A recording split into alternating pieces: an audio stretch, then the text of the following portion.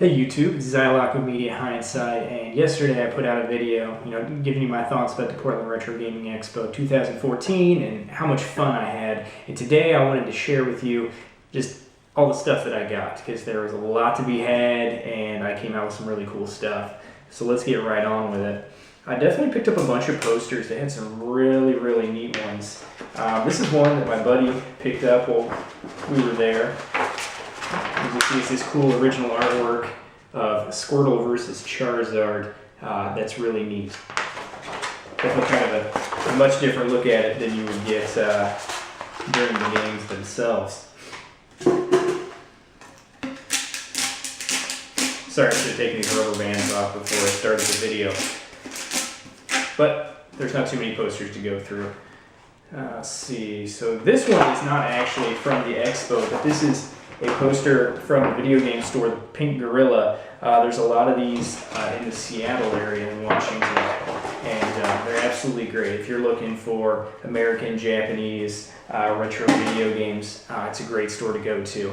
But I did not see them at the expo. If they were there, I didn't notice them specifically. And here's another one I picked up. This is all the Robot Masters from the original Mega Man series. Very cool poster. I love Mega Man, and these are pretty cool little renditions of the bosses for sure. Like I said, most of these posters were about $10, so not too bad. Let's see here. Got one here. I think I only paid $5 for this one. I was pretty excited to find this. Metal Slug 2 poster. Absolutely love that series. A lot of fun. Can't wait to put that up on the wall.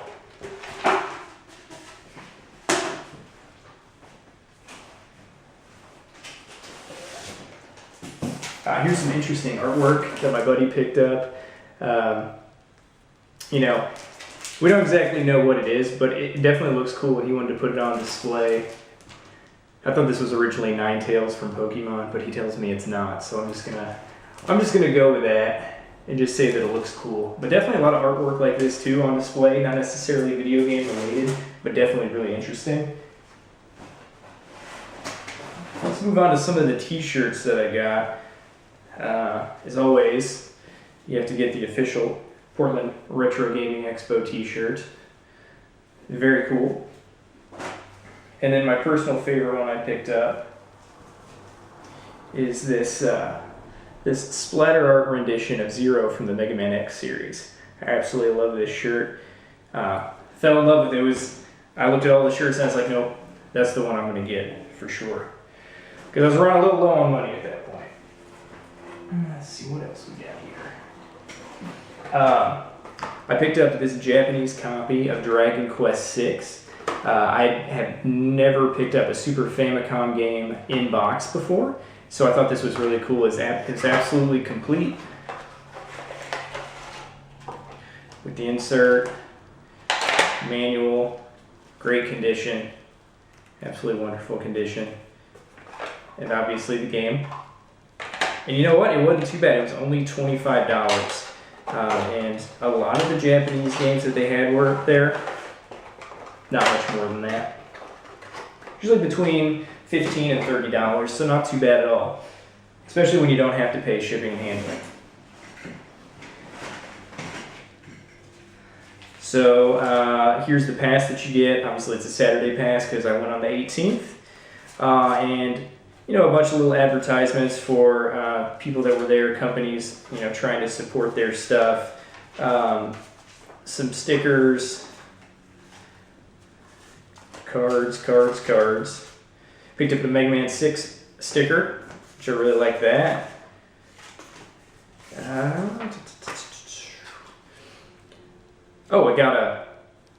ran into the guys that are actually putting out a retro video game magazine. It's called Retro Video Game Magazine. And I actually picked up a few copies of it and got a subscription to it. It's actually a really cool magazine. It comes out bi-monthly, and you should definitely look into it. It's got a lot of cool articles, about collecting, like artwork from old games, and a lot of new retro-inspired games that are coming out. They like to do a lot of coverage on that. It's a really cool magazine. Definitely look into it if you can.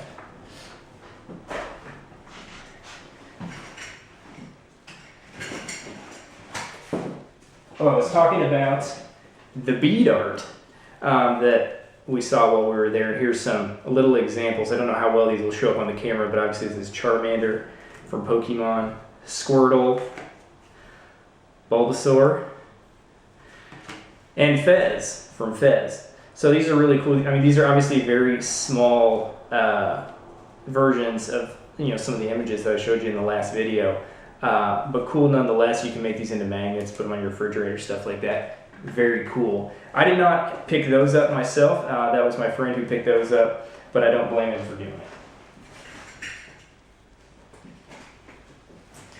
And then we got the bag that you walk in with, brought to you by Hyperkin and the Retron 5. This is what we put all of your swag in, everything that you buy. I took a backpack too. That really helped a lot, and also Nintendo Age on the back there. So that's very cool. And then the last item that I picked up is definitely the most special to me.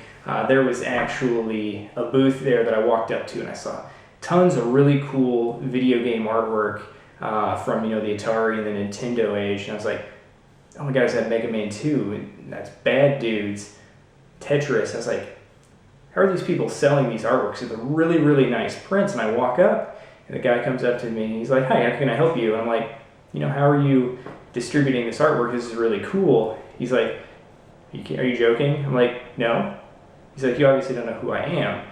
And I was like, I guess not. And it turns out that it was Mark Erickson. He actually has his own website, retrogameart.com, and he's been doing artwork for video games, cover art mainly, since 1982, and actually stopped in 2003. And what happened was some people caught wind of the fact that he had done all this artwork, and he's a contract artist, and he had forgotten that he'd done a lot of these, and people really fell in love with this art when it came out, when they were into games. 'Cause, I mean, he's done games, all sorts of cool games, like I said, like Mega Man and Tetris and stuff like that. And I picked up a print of the cover of Steel Empire for the Sega Genesis, which is one of my favorite Genesis titles. He signed it and wrote best wishes to me on here.